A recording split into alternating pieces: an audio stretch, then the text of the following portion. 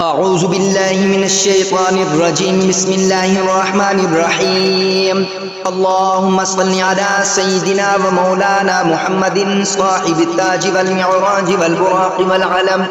دافع البلاء والوباء والقهط والمرض والألم اسمه مكتوب مرفوع مشفوع منقوش في اللوح والقلم سيد العرب والعجم جسمه مقدس معطر مطهر منبد في البيت والحرم شمس الضحى بدر الدجى صدر العلا نور الهدى كاف الورى مصباح الظلم جميل الشجم شفيع الأمم صاحب الجود والكرم والله واسمه وجبريل خادمه والبراق مركبه والمعراج سفره وسدرة المنتهى مقامه مقاب قوسين مطلوبه والمطلوب مقصوده والمقصود موجوده سيد المرسلين خاتم النبيين شفيع المذنبين أنيس الغريبين رحمة للعالمين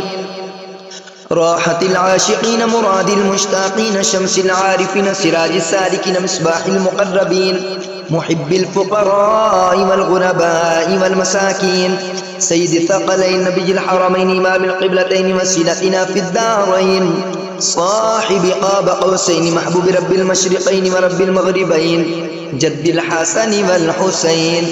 جد الحسن والحسين جد الحسن والحسين مولانا ومولى الثقلين أبي القاسم محمد بن عبد الله نور من نور الله يا أيها المشتاقون بنور جماله بلغ العلا بكماله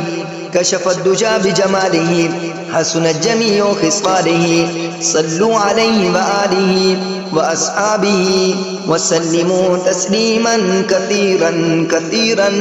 كثيرا آمنت بالله صدق الله العظيم.